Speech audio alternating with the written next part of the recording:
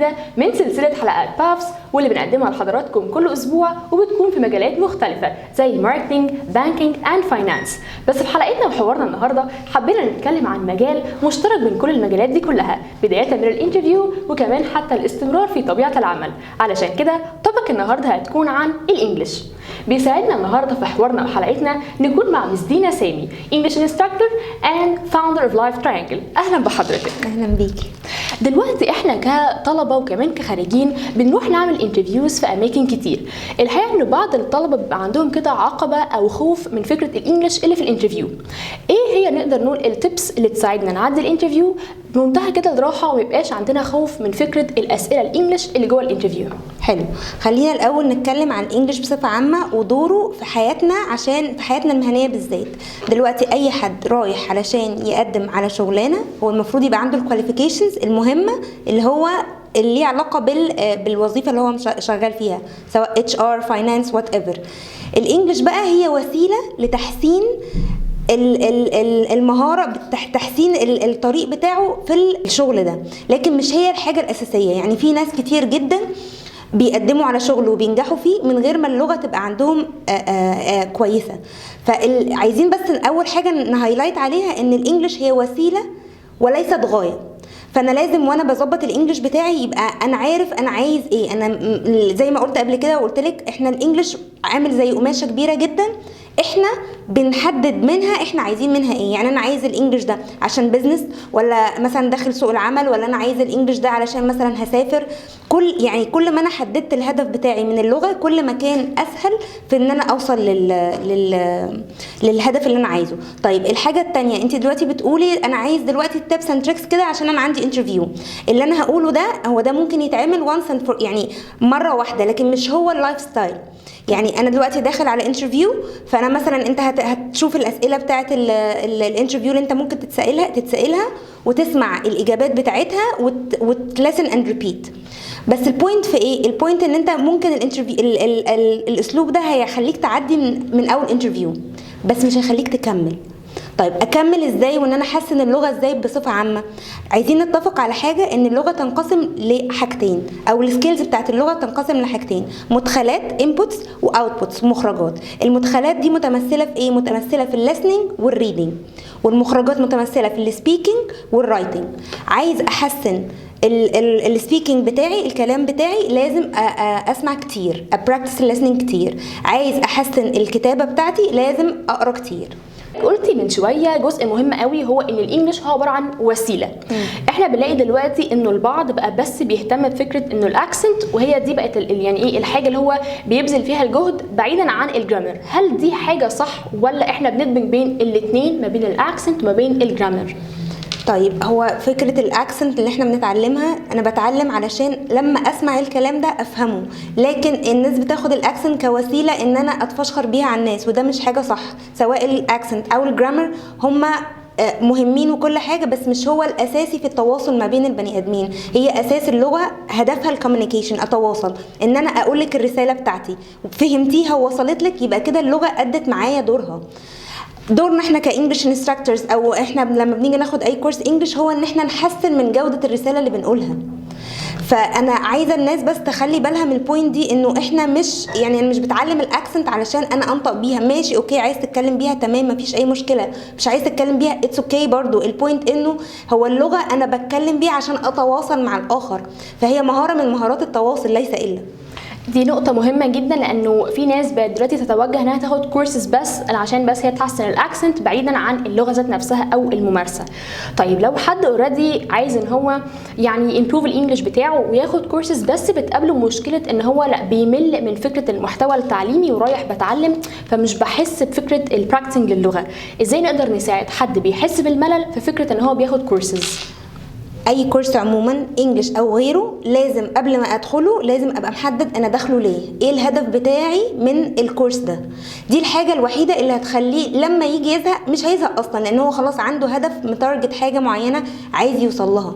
مش هيزهق لانه هو خلاص شايف الصوره واضحه بالنسبه له، كلير. لكن امتى الواحد بيزهق؟ لما يفقد الفيجن، هو مش عارف هو رايح فين، هو بيعمل ده ومش عارف انا هعمل بيها ايه.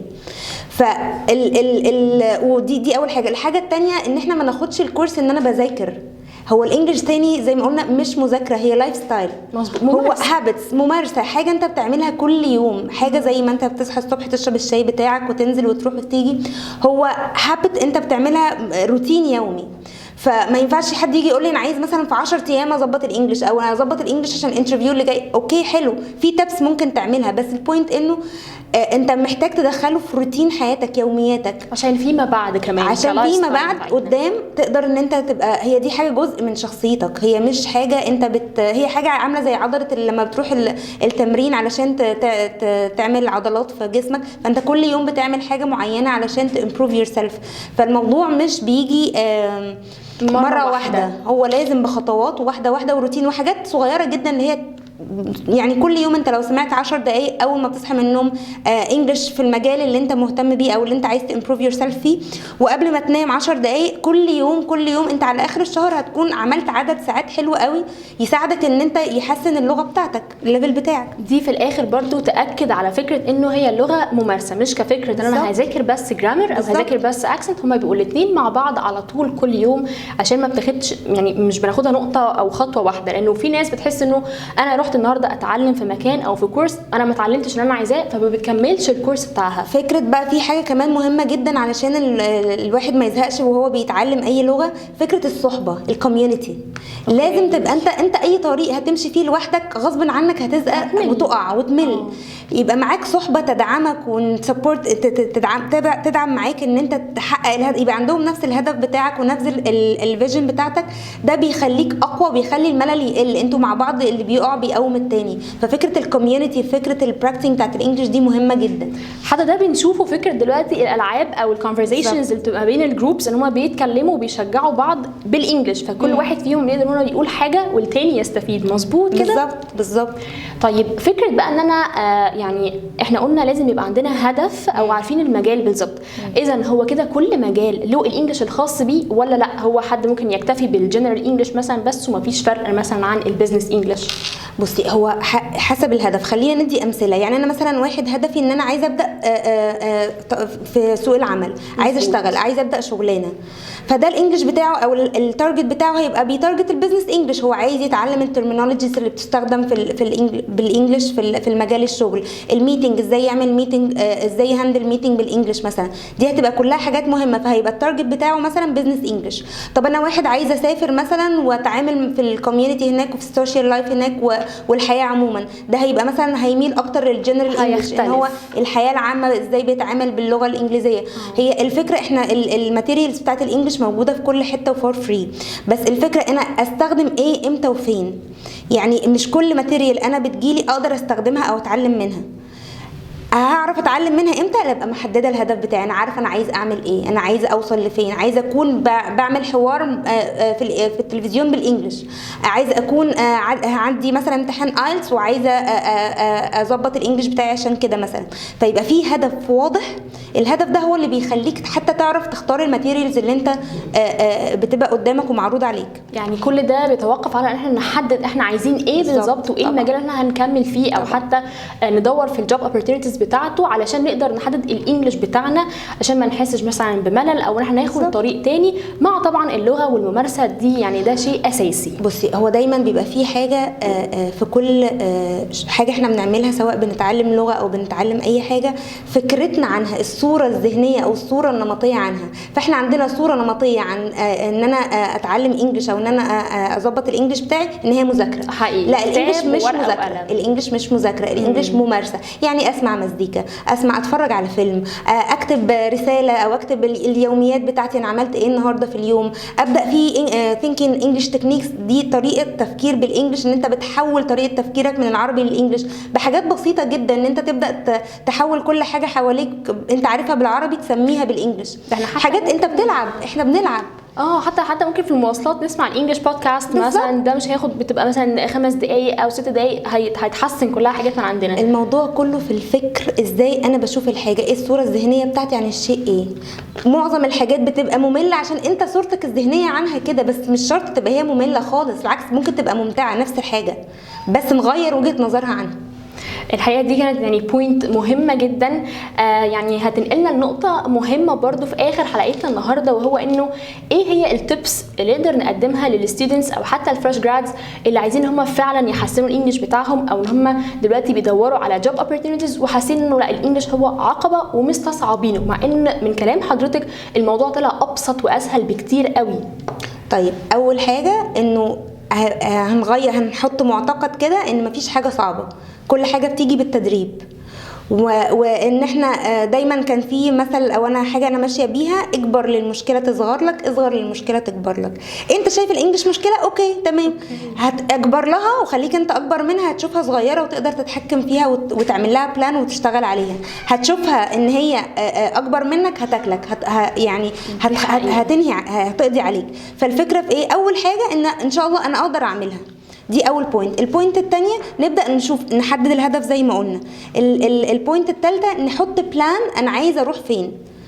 حلو، وابدا استخدم الماتيريالز المتاحه بالنسبه لي ان انا احسن اللغه. الحاجه الاخيره او اكشلي دي اهم حاجه جدا، تو بي اوثنتيك. يعني ايه اوثنتيك؟ خليك برضو النصيحه دي اتقالت لي من زمان جدا وهي دي اللي فرقت معايا جدا. فكره تو بي اوثنتيك ان انت تبقى نفسك، انت الشخص اللي انت عايز تكونه، مش ان انت رايح تقلد، رايح تاخد كورس انجليش عشان تقلد حد معين، رايح تعمل الحاجه الفلانيه عشان شفت مثلا القدوه بتاعتك بيعملها فانت ماشي وراه وخلاص. لا، شوف انت الطريق بتاعك اللي انت تقدر تعمله بنفسك.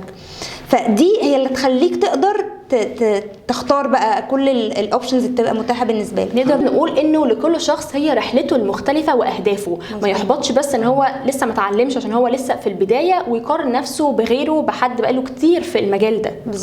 بالظبط. طيب لو هنقول لهم كمان التولز اللي تساعدهم اكتر. طيب زي ما قلنا هندخل الانجليش كل يوم في الروتين اليومي بتاعنا. بسمع الصبح 10 دقايق قبل ما انام، 10 دقايق دي حاجه اساسيه جدا في الروتين. اي حاجه حواليك بالعربي تبدا تحولها بالانجليش عشان يبدا مخك يصل له ان هو يفكر بالانجليش.